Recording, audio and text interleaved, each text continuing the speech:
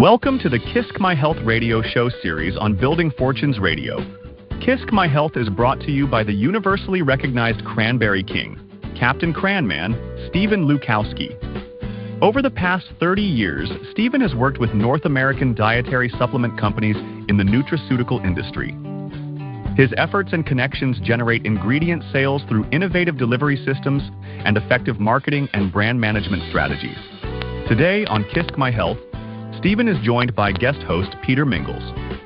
Make sure you check out previous KISC My Health episodes at www.buildingfortunesradio.com or KISCMyHealth.com. Along with our marketing partners, we are here to help our customers improve their health, build their businesses, and make the world a better place. At KISC My Health, we know how much your health and your business means to you and the people important to you.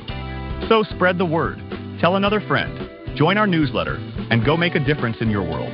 Now, on to our show with your hosts, Captain Cranman and Peter Mingils. Take it away, Peter. Hello, everyone. Peter Mingils here. You are listening to us on the Building Fortunes Radio show. Actually, this is KISC My Health Radio. For those people listening in, my name is Peter Mingils. We've been doing this radio show with Stephen Lukawski for almost 2 years. And the story behind it is somewhat interesting because it started with Building Fortunes Radio. A long time ago, I wanted to have a microphone and a platform where we can kind of talk about different things and I didn't have to worry about censorship.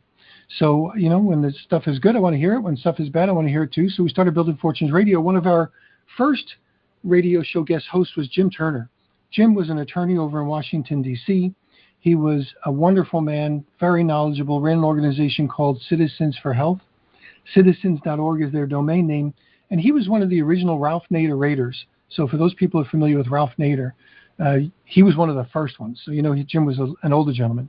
And we did about a decade's worth of radio shows on Fridays at noon, and they were wonderful. Not because I was there, because Jim was there. I could ask him questions. We were talking about everything from politics to policies, and COVID was going on, so we were talking about the stuff related to that. Everything from vaccines to vitamins, and it seemed like everything in between. And then in January of 2022, Jim Turner passed away, and I was lost. I mean, for the radio show segments, of course, but he was a mentor. He was a gentleman that I could ask some questions to, and he'd always give me the backstory and the history behind it. It was really great. So I played replays for about a year, begged the people over at Citizens for Health to please find me a replacement, and they did eventually. And this is kind of where KISC My Health starts. There was a gentleman named James Gormley who was their president, and James was someone who was president of Citizens for Health, but he was also an independent person, wears his own publisher and did a whole bunch of stuff. And we started some radio shows in January of 2024, and we did a couple of really great shows. And after getting comfortable with each other's style, he said, you know, Peter, can I have a guest? And I said, of course. Who's your guest? And he said, Stephen Lukawski. And I'm not from the industry that you guys are in. So I said, okay, I don't know anything about Stephen Lukawski. He said, well, he's Captain Cranman. I said, well, that sounds kind of interesting. The King of Cranberries, he echoed. And I said, wow, okay, well, it sounds good, but I don't know that much about cranberries besides the UTI thing. And I just said, okay, well, let's do it. So we did a radio show. It was fantastic. Stephen had a LinkedIn. I joined his LinkedIn, formed that social media stalking kind of relationship, you know, you have with people when you're following them. I found that guy is really good. He had some really cool posts, promoted a lot of really interesting things. And then in August of 2024, horrible thing happened. James Gormley passed away. And I called Stephen. He knew about it. What are we going to do? Run a memorial show, of course. Somewhere in that, and this is where the KISC My Health thing comes in, somewhere in there, I told him about our KISC book I was planning on writing. KISC is our Keep It Simple Circle. It's a napkin presentation I teach people just to stay focused. And Stephen said, you know what, Peter, we're going to do a KISC My Health radio show. And I said, okay. Because anything Stephen's excited about, it's real easy to get wrapped up in. So watch out. So anyway, I said, okay, Stephen, we're going to do KISC My Health. What is this going to be? Well, he said, I know a lot of people in the industry. Today's guest is one of them, who is like making a big impact on the industry. And they're doing wonderful things and they're alive and they have lots of years left. And the industry should know and the world should know about these people. And we're going to call it KISC My Health. So I registered KISCMyHealth.com. KISCMyHealth.com. And I said, okay, Stephen, let's do these radio shows. And they've turned into over 100 personal interviews that I think are the best on the planet. Planet Cranberry specifically, and then other things as well. But reality is we have a super special guest. I'm going to let Stephen introduce her, but I'm going to tell everybody here it's going to be a quickie radio show because she's got to go. She's a busy person, meetings back to back, and she squoze us in. So having said that, Stephen Lukawski, thanks for being here. Thanks for our corporate sponsors. Thanks for all the work you do. And I'm going to cut my introduction short to say, let's start our KISC My Health Radio show. Hello, Peter, and thank you so much. Welcome to all our listeners on KISC My Health Radio for another amazing interview that we're going to have today. Now, this show, KISC My Health, is a not-for-profit show. It's not designed for monetary gain. It's not designed for companies to promote their products or services. It's all about recognizing the people that have made a difference in the natural product industry. People who are, I call them transformational leaders, legendary legacy icons, people who've gone past, the moments of waking up and, doing the casual work. They've gone the extra mile. They have planted a difference in this industry with their inspiration, their ambition, their knowledge, their skill set, their desire to make a difference in this world. These natural product leaders go the extra mile to help other people succeed while sacrificing their own needs. This is what we want to see in this industry more of. And they are role models for the younger generations to follow their footsteps. So all those younger ones out there listening today, you are going to be impressed with another amazing guest we are bringing on, which is well over 100 now, Peter. Natural product leaders over 100 that we've interviewed all have made a significant impact in the natural product industry. Thank you to our corporate sponsors, from the past to where we are today. We Pure Brands, the Organic Sweetener Company, RFI Ingredients, Heather Weiner and the Charlie Angels team over there at Whole Foods Magazine. Without their support, along with many other companies that have contributed in the past, we would not be talking to the special guest that we have today. More importantly, we wouldn't be able to inspire the world with these career stories, these legacy stories of what they have done to make a difference in the world and in the natural product industry. So without further ado, I would like to welcome Danica Cullins to KISC My Health Radio. Welcome to the show, Danica. Thank you so much for having me. It's an honor to be invited and to be included among the other leaders that you've profiled and to share company with both of you. And I'll echo your thanks to the sponsors that are making it possible. Yeah, thank you, and for many more to come, right, because the show can't exist without the support of the companies in the natural product industry. So for those companies who are listening, please, listen to what we're doing and why we're doing it, because we need your help moving forward to continue on. All right, so now, for those who don't know who Danica Cullins is, Danica, I'm just going to do a little bit of a brief bio of yourself so people will know. Danica is the Executive Vice President, Health and Nutrition at Informa Markets North America. She leads a portfolio of more than 10 annual B2B events, including the tentpole trade shows Natural Product Expo West and SupplySide Global, as well as several media brands, digital platforms, and educational resources. With a focus on strategic planning and development, Danica is an established expert in portfolio leadership and event management and an innovative thinker, elevating wellness for the people and industries they serve. With a portfolio mission of more health for more people, extending beyond commercial ambition, Danica is a champion for sustainability and active in community impact initiatives. Beyond her professional achievements, Danica emphasizes her passion for nature and connectivity through mountain adventures, card games, and quality time with family and friends. Now, I just have to say this much, Danica. Thank you so much for the great work that you are doing, with the SupplySide Global, the Natural Products Expo West. It's all the work that's been done in the past, has led me to my career. And the team over there, I know it takes a team effort. A big shout out to you and the rest of your team. Job well done. Thank you. Very, very much a team effort. I'm so grateful and lucky to have such a strong and talented team here and such a wonderful industry of customers and attendees to work with. It really takes all pieces of that pie, and it's a blessing to be a leader among it. Yeah, thank you. And for those who are sitting back and listening to Danica today, just know that she's a North Star in our industry. And really at the end, the biggest shows on the planet, all right, are in her hands right now. The world's largest ingredient show. All right, Danica has her fingers on the pulse of what's new, what's exciting, and and her and her team have made a difference in helping so many companies, reach out and develop products for the consumer today. So it's very, very important that the consumer understands your role and what you've been doing. But before we begin, we're going to do a break and go for a commercial break here, Peter, and then we'll continue on with Danica's story. Perfect. So we're going to take a quick commercial break. Our corporate sponsor is Planet Cranberry, so take it away. You've been listening to the KISC My Health Radio show on Building Fortunes Radio and the Humongous Radio Network.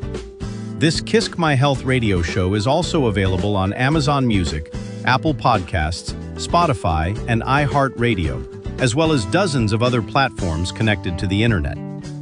If you are interested in the world's best cranberry product line, you will want to get your products from Captain Cranman himself, Stephen Lukawski, from Planet Cranberry on planetcranberry.com.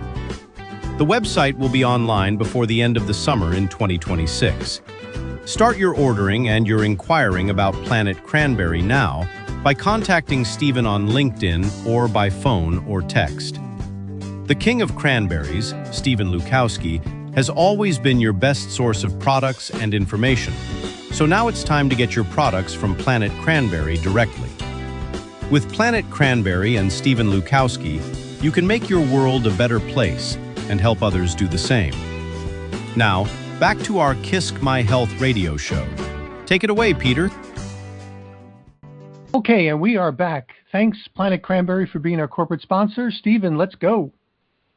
All right, Danica. Woohoo! I know you've got lots to share with us.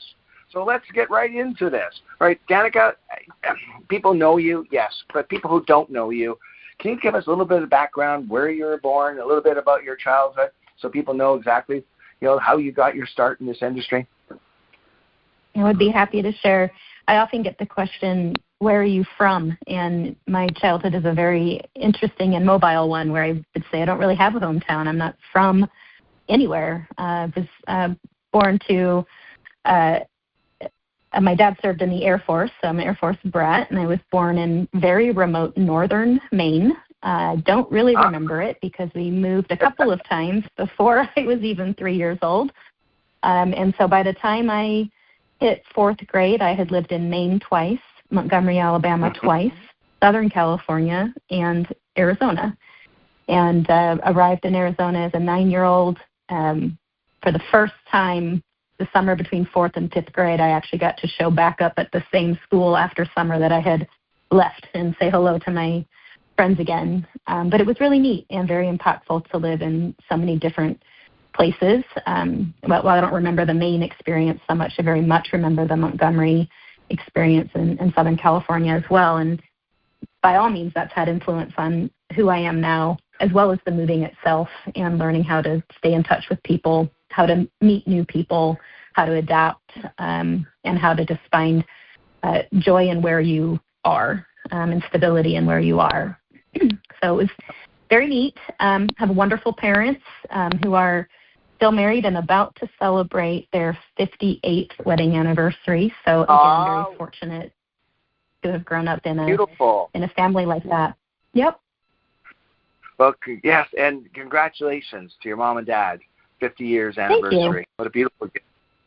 And a little bit about your dad and mom, growing up. What did they actually, you said your dad was from the Air Force? Yes.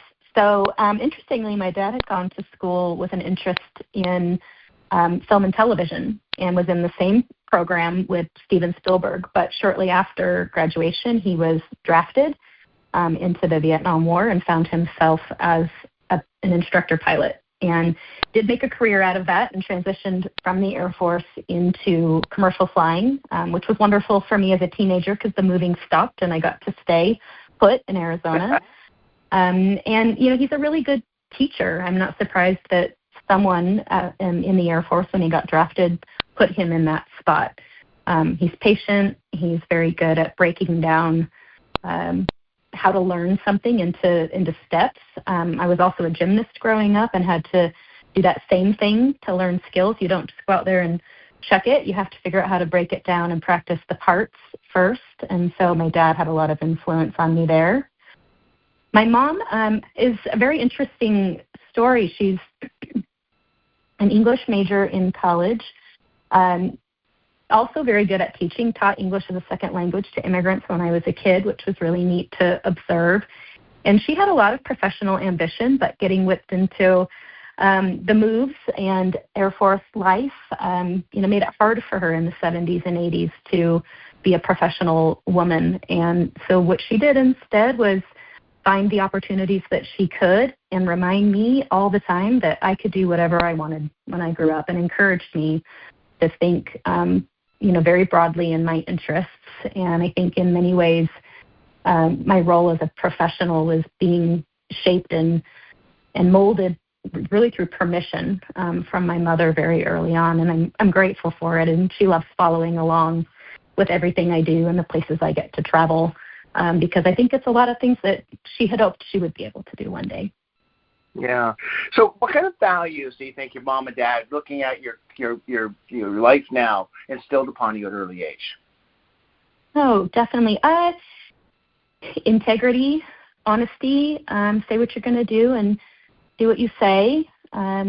Treat others with kindness. Be curious. Be ambitious, but also realistic. Follow through and holding to your word has always been something that was just sort of turned on in our house.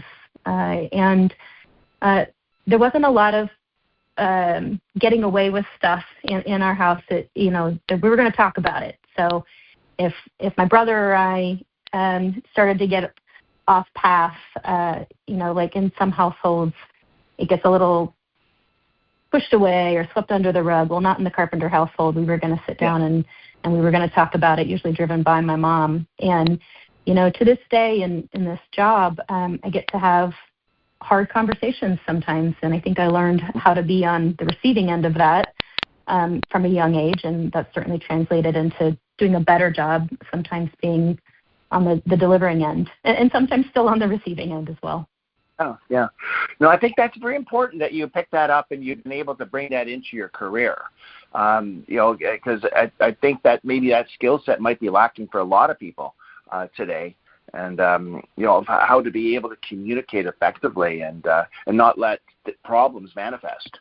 And that's right. Get things set away. Yeah. So, you have a brother. Are you the youngest or the oldest then?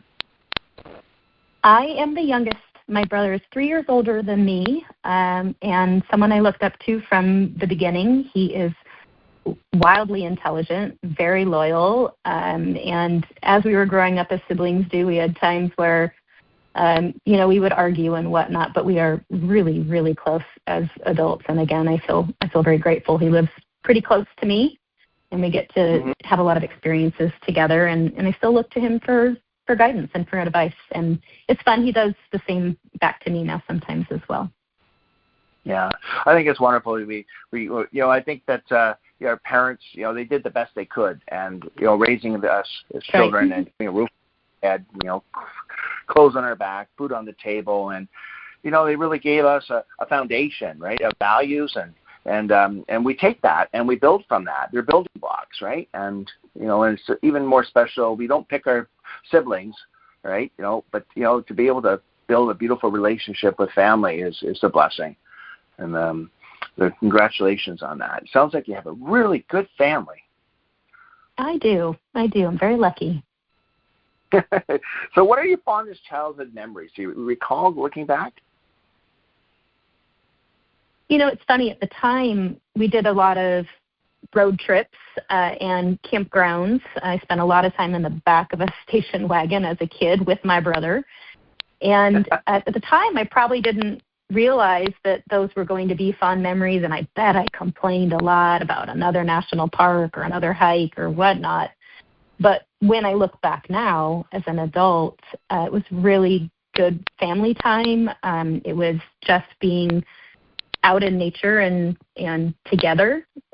We did a lot of fishing, we did a lot of hiking, we did a lot of camping, and those are things I really love today and impose upon my kids today. And they complain about it too, pretty much. But I also think that they'll end up loving it and taking it for their own when they become adults too. I'm kind of laughing already at how it'll be full circle for them the way it was for me. You want to tell us a little bit about your family? Sure. So I have a husband, Bill, and we've been married almost 22 years now.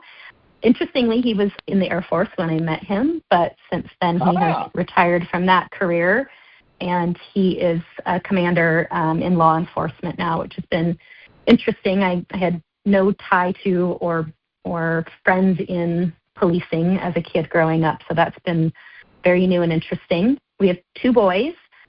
Will is 19 and just finished up freshman year in college, and Grant is next week going to turn 17 going into his junior year of high school. Well, happy birthday, Grant. All right, 17. Wow. All right. Yes. You know, they grow up fast, don't they, Danica? Oh, my goodness, yes. Yes. I love getting the Facebook memories on my phone every day, and I will screenshot them and send them to the boys. And I think they like seeing back some of the funny things they said or revisiting, where they went. And I enjoy it. But I also really like where they are now. I enjoy revisiting the past, but I don't pine to go back. These are tremendous kids, and they're a joy to live with. Thank goodness, because they're teenagers, but they're really pretty darn good to live with. And it's been fun to be really in whatever they're in to right now. It's exciting times, and especially the next 5-10 years of their life, because they're going to go on to college, university, and experience a whole new chapter in their lives. And that's another blessing. You're going to, there's so much to look forward to, and with you and your husband, right. And exciting times. So let's talk about your educational journey, right? Okay, I know we're not going to talk about your high school, your public school, but why? Okay, what university did you go to, and why did you pick that university? Well, it's not the most exciting answer. I went to Arizona State University, and I'm very happy to be a Sun Devil and an alumni of that institution. But going into school, I didn't really know what I wanted to study or what kind of career I wanted to pursue. And so, to be frank, I kind of took the local in-state tuition opportunity that was just down the street. I lived at home my freshman year and then moved into dorms my sophomore year. Really enjoyed my college experience, but I held off so long to declare a major that a counselor called me one day and said, you actually can't register for school unless you pick a major at this stage. And I said, well, what major can I pick and not lose any of the credits I've already taken? And so again, by almost default, I have a degree in communication. And, I chose most of my electives out of the business school out of interest, but I was not so interested in the calculus or the statistics that were going to have to go along with being a business major. So had a very good time in college. I kind of always knew that practical job experience would steer me more than the classroom. And I think that's true for my older son as well. It's been interesting to kind of see in him some of the things that I saw in myself back at that time. Great. So alumni, all right, your sobriety, all right, do you remember that really well? Sorry? Okay, yes, when you were at the university, all right? Yes. And you lived on campus, right, in the dorm? That's right. You want to share that experience with us? Sure. So the reason I went into the dorm is because in my sophomore year, I joined a sorority. And at the school at that time, the sororities were housed in the dorms. And it was a way for me to make a very big school smaller, because I wasn't doing that in a major. I hadn't declared a major, so I didn't have sort of this academic narrowing of the population. But joining this social and service organization just made this giant school smaller and helped me make friends, many of whom are just still the dearest, closest friends that I have.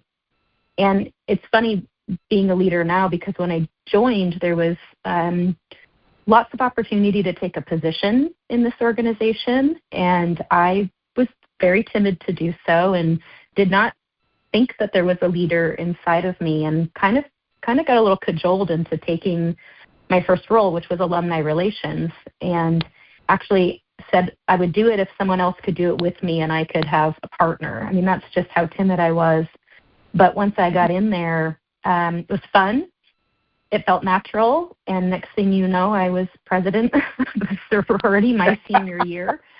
And so ended up living I was the financial vice president in between too. So I lived the rest of my college years in that sorority dorm, it turned out. So surprise. That's so exciting. You recognize talent, that it just sort of, it was within you, but it sort of came out when you joined in to the sorority. And what was your role at SupplySide? What was that role? Well, as president of the sorority, I worked a lot with our chapter advisor and with university administration, but I also had to run our meetings and run an executive council. And so much of the duties and responsibilities I had then have translated directly into the corporate work that I do now. And it goes back again to things like being able to provide direction, provide inspiration, think ahead, address issues and have hard conversations when necessary. And so along the way, from family life into college life, those skills, I think, were getting reinforced along the way. And I think it serves me really nicely today. Yeah, well, let's move on. After you graduated, what was your very first job? Do you remember? Oh, I do remember. I graduated in December. It took me 4.5 years to get out, that whole taking your time to pick a major thing. So I graduated in December, which was ski season. I love to ski. So I was off having some fun. And then one day, my friend's mom said, you need a job. And I said, yeah, I do. I need a job. But I don't know what I want to be when I grow up. I thought for a while that I'd want to be a lawyer, worked for one while I was in school, and decided that was not for me. So here I am with a communications degree. I don't want to be a secretary, and I'm really struggling. So this friend's mom ran an insurance company that was the third arm of Virgo Publishing. And Virgo was a B2B magazine publisher, a trade show producer that started SupplySide, and this insurance company. And she said, we've got a trade show assistant role open. You're going to apply for that. And I just said, okay, because I pretty much listened. She was my first mentor. I listened to everything she told me to do. Didn't even know what a trade show was. Got the job. And my actual first responsibilities were pretty tied to the mail and data entry. And so I think you can start anywhere and find your way is sort of the headline on that story. Back then, our trade show registration forms were published in our print magazines, and people would fill them out with a pen and mail them in the U.S. mail with a check. And I would open that mail, leave those checks with accounting, and go do data entry all day long. And that's how I started my career. That's how I started in trade shows.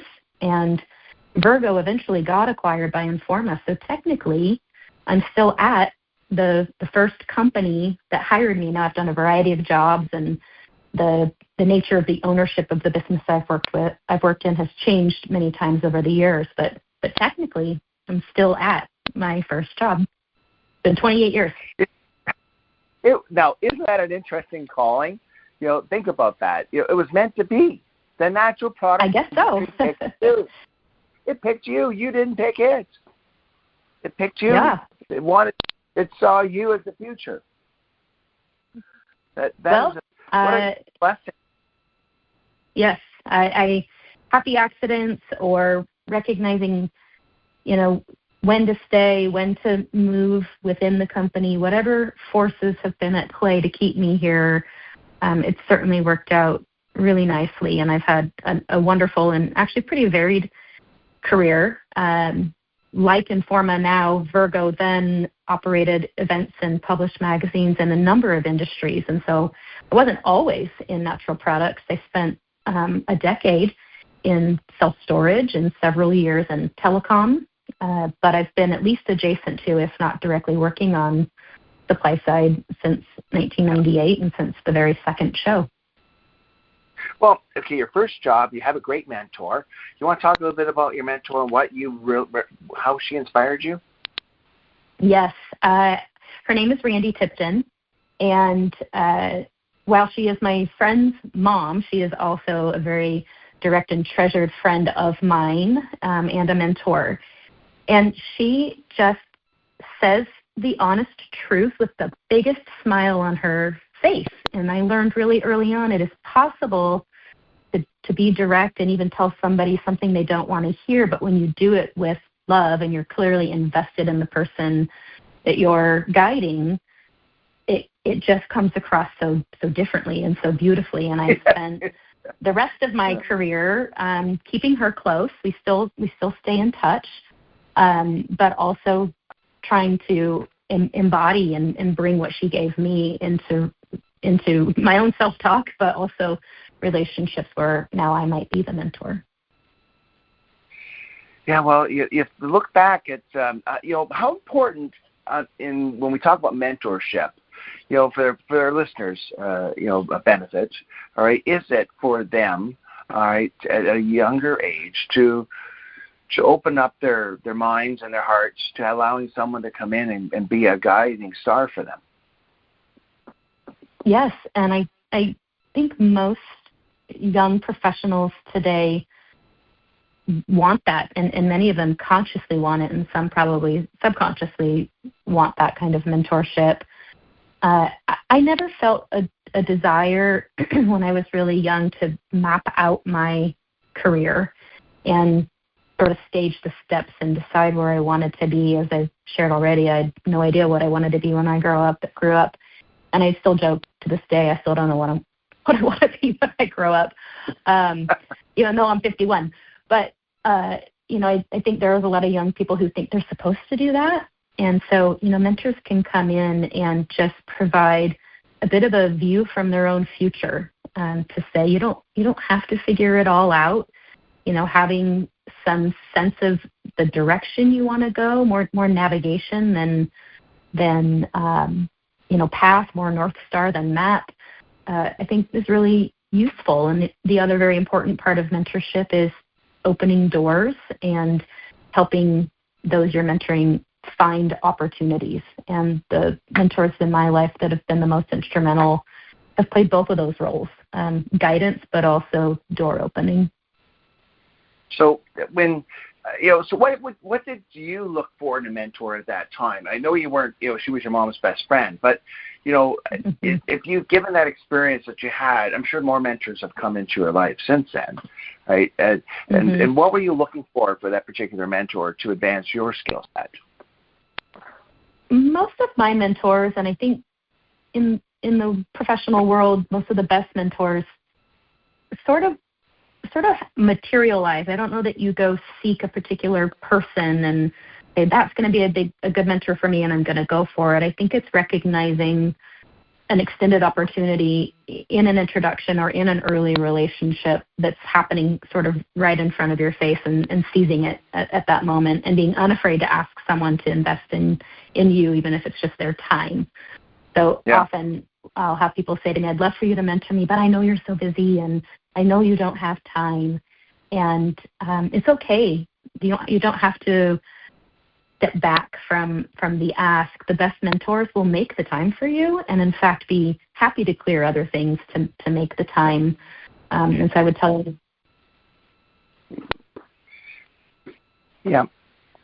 For me, the best mentors have been those who are, I'll say, kind of concise and brief and focused, so that the conversations we have and the direction I get, it's a little bit of like a different conversation each time, as opposed to just sort of being connected and sort of keeping in touch. I, as a mentee and a mentor, find a lot more value when we decide what are we going to talk about today and what is really going to help you. Yeah, thank you for sharing that. I thought when I selected a mentor, it was because, first of all, I wanted to be around people that were smarter than me, that people that were successful in advance, and that I could learn from. Because I feel like one of the important qualities to success, both personally and professionally, is to be teachable, and to always have an open mind. It's never too late to learn. Agreed. And so when I first got into the natural product industry, I remember the experience of working, I first got into ginseng, before cranberry, so maybe 2-3 years before cranberry. And my very first customer was Jameson, and Jameson Wellness, selling ginseng. And, but to get to the ginseng space, I saw a grower who was the largest grower in Canada, and at the time, and because I didn't know all this ginseng was going back to Hong Kong, everything that's grown, it was between that and Wisconsin. But the point is, I found a mentor who was the largest grower, so I seeked him out, and I remember knocking him on, knocking on the front door of his house, right, and it's to the point where I like it. Yeah, he answered, and he didn't know who I was. And it was almost like Oliver Twist. Please, sir, can I have some more? All right. It was like I said, would you like to make more money? Because I have a way if you're interested in learning. All right. So, and he brought me into his house and he introduced me to his wife and kids, and he was wonderful. He was an entrepreneur. Of course, you're going to want to learn more. How to make more money, because that's why he went in the business in the first place, right? So anyway, and then I did the same thing, and I found the president of the Canadian Health Food Association back then, and and came to him at a during a trade conference, and just and I searched them out. I wanted to be in a way like them, but I wanted to find out how they got where they were. How did you do it? What was your success? What sacrifices did you have to? Right, because if they could do it, I could do it. That was my opinion back then, and I think, Danica, you look out. There's so many young people watching you and wanting to learn from you, and maybe some of them haven't knocked on your door, but maybe they're afraid to. So I think it's so important for us to show our willingness to open our hearts and our minds to helping others, because I think that's what our purpose in life is, to give back and help people. I truly believe that. There's takers and givers. Agreed. I've seen so many great examples of willing mentors and awesome mentorships happening in this natural products industry, and actually seeing it really expand, especially in the most recent years. And that's just the mentoring I can actually see, and I'm sure there's so much more going on. And yet, just loads and loads of untapped opportunity and always more to be done. And so I certainly do take that as an important part of my role, and really celebrate the other leaders in the industry that do the same, and there are many. Yeah, and I think as we advance in our careers, I'll be honest. I remember my very first trade show, and it was with SupplySide over in Arizona, right? The McCormick place, right? And with John Benninger back then. Yep. And I'll never forget. John took time to talk to me.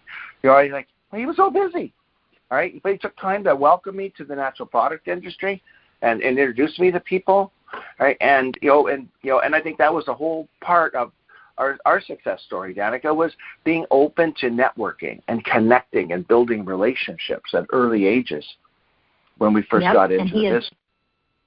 John is still like that today.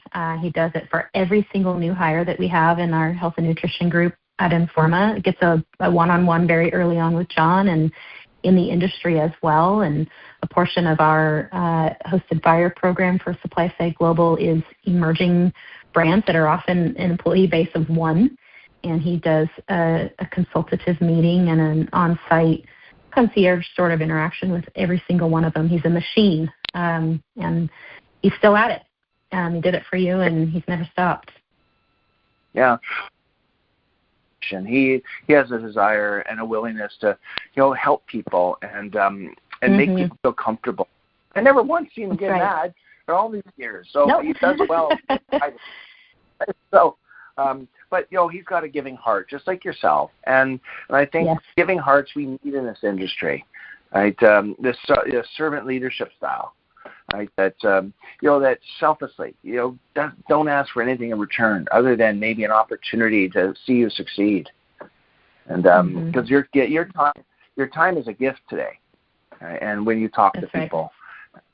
Yeah, because you got so much knowledge and your expertise in what you do. And what good is that if we don't share it? That's it. And I think that's why you have it. You have this gift to give back to others. And I think same with me. And that's why, Peter and I do this show is to, make sure our listeners understand that this is no silver spoon ride for these natural product leaders that are coming on air. There's sacrifices, there's challenges, there's setbacks, there's, do you remember do you want to share one of your setbacks that you had to overcome, I'm not on a personal side, but on a professional side?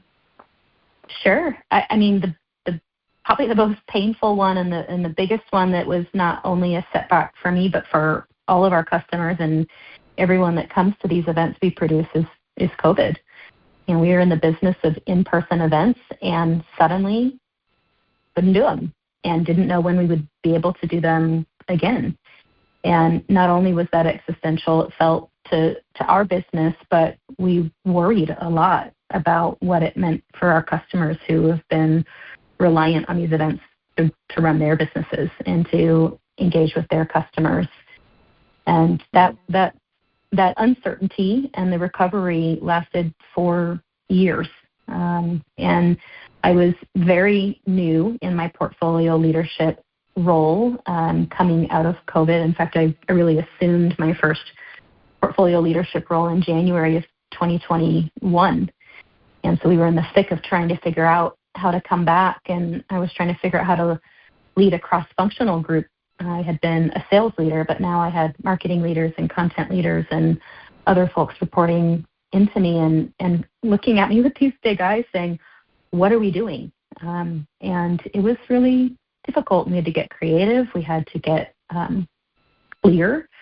Clarity was probably the path to stability in the beginning. And we ran a very small SupplySide pop-up in Phoenix in June. It was so hot.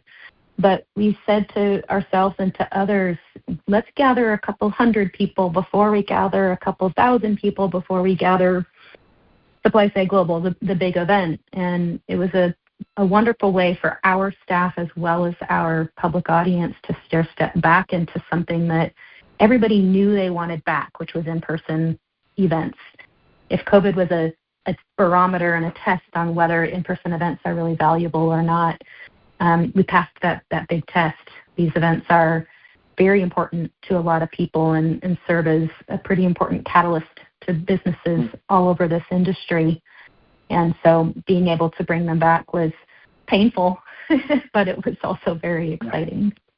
Yeah, it was difficult, challenging, because we had to talk through our mask, and then of course you had the police, police support, make sure people warm. And then when you couldn't go out to certain restaurants without being carded, right? You need to have your second COVID shot, right, for certain restaurants. And it was and we may look back and say it was the worst thing we ever did in history. Just don't know, right? I'm just glad to be back. I'll leave it at that. Well, it just shows you. I think I'm going to say this much. There's a 5-letter word, and which I think is so important for people to learn. I think you've just mentioned it, without talking about it, and that is the word pivot. And so when obstacles come your way and challenges are in front of you, you need to pivot, right? And find alternative solution. So how important is pivoting for anybody in their career, not just in dealing with business corporations?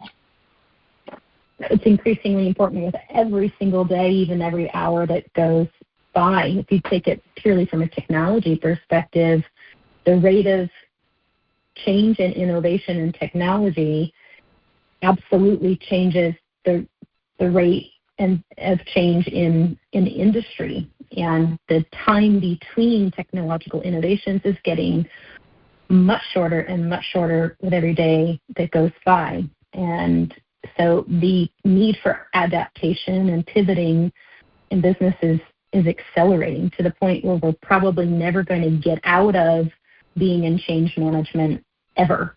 We will be in some form of pivot mode all the time and need to be very comfortable being uncomfortable. And I've been doing some generational reading recently, and it's showing that Gen Z, these younger generations coming up and getting ready to enter the workforce, are much better at this mental agility than others because they're digital natives. They've only lived in this era where things change quickly, and I see it in my own kids. They're very adaptable, and I thought I was adaptable because I lived Air Force life when I was a kid. But I think the adaptability and the mental flexibility of the generation that's coming up now is incredible. And so, I don't know, does the pivot ever stop? I think, we're just kind of always in some stage of that all the time now, and we've got to figure out how to feel stable and be comfortable in it. Yeah. Well, we're going to talk about pivoting in the world of AI after we get back with this commercial break. Take it away, Peter. Perfect. So we are going to talk about the AI personal receptionist for those people that are embracing AI. Here we go. You've been listening to the KISC My Health Radio Show on Building Fortunes Radio and the Humongous Radio Network. If you are interested in the world's best AI receptionist and AI business building platform, you will want to get your AI receptionist from humongous.com. Go to the specials page on humongous.com. That's YOUMONGUS.com/specials. Explore how small business owners and major corporations are using Humongous AI receptionists to do everything from answering incoming calls to scheduling appointments and even answering customer service questions. Your AI receptionist can do everything from making sure you never miss a call to texting reminders and follow-ups and even upgrading and closing more sales. Your AI receptionists will help you increase your productivity in just about everything. KISC My Health Radio suggests you have to check them out on the specials page on humongous.com. That's YOUMONGUS.com/specials. You can make your world a better place and help others do the same with the AI receptionists at humongous.com. Now, back to our KISC My Health Radio Show. Take it away, Peter. We are back. Peter Mingils here with Danica Cullins and, of course, Captain Cranman, Stephen Lukawski. Stephen, take it away. Thank you. So, Danica, I know we're pressed for time here, so I'm going to get as many questions in the last few moments here. But, AI, we talk about pivoting, all right? How has Informa pivoted and your role there? In so many ways, and we're looking to weave AI into all the things we do rather than have AI be another thing we do in terms of a mindset. And, like in any company, there are colleagues here in varying degrees of willingness and curiosity about AI, as well as sort of natural talent to figure out how to use it. And one of the benefits of being in such a large company like Informa is that there's a lot of room and tool and resources to help each person and meet them where they are in terms of helping them integrate AI into their new way of doing things. So it's showing up for us in ways as simple and probably expected as AI customer service agents on our show websites, and into things like helping us review a lot of copy that we put out and look for inconsistencies or errors, those time saver sorts of things, a lot of data review and analysis. And those things help us speed up and do the work that only a human can do in shorter time or in greater depth, which is wonderful. And then we've got some, much bigger projects, much more complex projects and products coming through our pipeline as well. And I think this is a neat opportunity for me to shout out an awesome book, particularly for anyone that's still grappling with their own relationship with AI and is it going to take my job or not. this book is called The Human Advantage, and it's by an author named Rabi Atiti, who is another one of my mentors, a treasured human being. And she really writes about the fact that AI is creating more opportunity for humans to do the things that only humans can do. And in fact, AI highlights that there's so many things it can't do. And so by partnering with AI, we get to bring more of the true human advantage rather than humans trying to do things that machines could do better. And it's an easy read. It's a wonderful book. So if anyone out there is in need of that kind of guidance, that would be a great resource. So from the AI question, all right, do you have any question there, Peter? No. I did have a question about her as a mom and COVID and teenagers. Yes. So, you're dealing with young boys that are probably pretty headstrong, influential, maybe even have some testosterone flying through their systems. And you're dealing with COVID, and whether it's a reason to have to take a vaccine or a reason to go to school or not go to school or speak out or be silenced and all of that sort of stuff. And then you're dealing with all that sort of stuff. The whole world is trying to figure this stuff out. What kind of conversations did you have with your children relative to what else was going on in COVID? Because you were trying to manage a business, a career. Your husband was probably trying to do the same thing. And then you got two teenage boys. Yep. So when COVID really hit and schools closed, I had a 4th grader and a 7th grader. I had one who could adapt and do school anywhere, and I had another who really belonged in a physical classroom, and being at home was much harder. And like events, we were uncertain when schools were going to open again or not. Our offices were closed. So I was thrust into working from home, which I didn't used to do. And they were thrust into schooling from home, which they didn't used to do. And my husband had to continue going to work every day. As a police officer, you don't get to stay home with that job. So it was me and these two kids in the house. And it was really hard. I had a card table set up in my bedroom. That was my office, my command center, and had to, on some days, trust that they were dialed into their Google Classroom. And sometimes they were, and sometimes they were also dialed into a video game, like I think most parents would say. So in terms of conversations with them, I think it was about being available for their questions and trying to sort out what might be going through their minds. And some kids are better at sharing that than others. But it also offered a really neat opportunity to remind them that everybody around them was having their own experience. And so even when masks became more optional, say, they were going to encounter some people who preferred to continue to mask and some people who didn't. They were going to hear lots of very strong opinions, and our coaching to them was, give people space to do what works for them, as you do and want the same for yourself. Be curious and just offer some room to understand others' perspectives, even if you don't agree with it. And then, of course, things like being a little extra careful. Boys are known sometimes just to, kind of be a little germy and less worried about their own health at that age. But ours did a real good job, so we weren't too worried about that with them. And I'm grateful they weren't old enough to have a car and want to go hang out with their friends anyway. They were still young enough that we were able to control their whereabouts when we felt like we needed to. And then something kind of exciting we took advantage to do during COVID that I'd love to share is initially when school closed, they weren't equipped to do online school right away. So there was just no school. Don't come back. We'll let you know when we figure it out. And they were driving me a little crazy because I'm at home really in this existential space with my own job. And they were bored. And they're boys. And so I wrote up what I called the Cullins curriculum. And I came up with a bunch of different courses, elective courses they could take, but they had to take a certain number.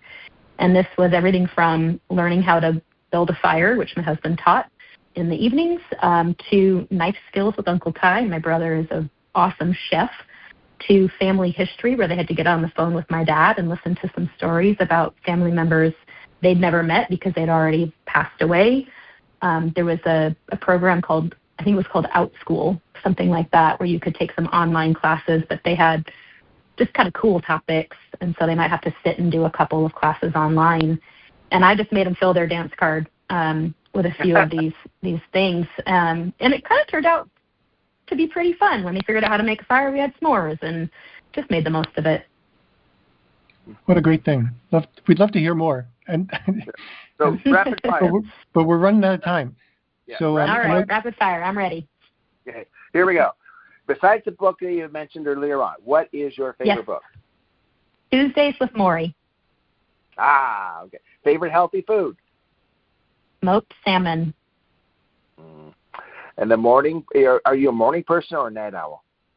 100% I'm a morning person. And your biggest career lesson? Listen to your gut. That person inside that's talking to you, that's a smart person. Most inspiring leader?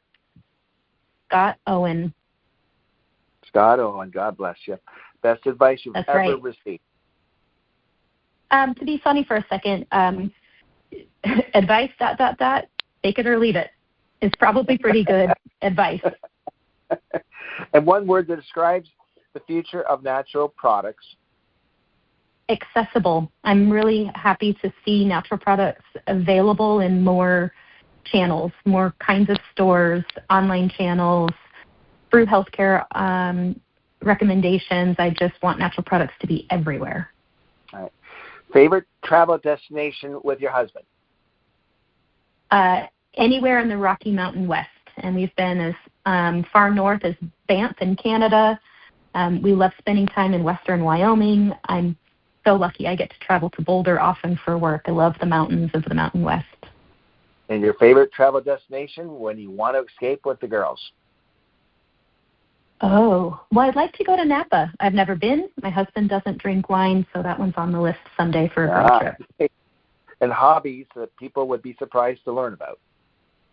Well, this one I don't do currently, but I'll pick it up again, I think, once our boys are off and they're adulting. But for 25 years, I was a gymnastics judge and loved doing that. It was a neat way to extend my involvement with the sport when my days of competing came to an end. And the last question, what impact or legacy would you like most people to remember you for? That's a big one. I think this concept of enjoying what you do and where you are. And so at work, we talk often about how it is possible and it's in all of our control to do really hard, challenging work and do it in a healthy workplace.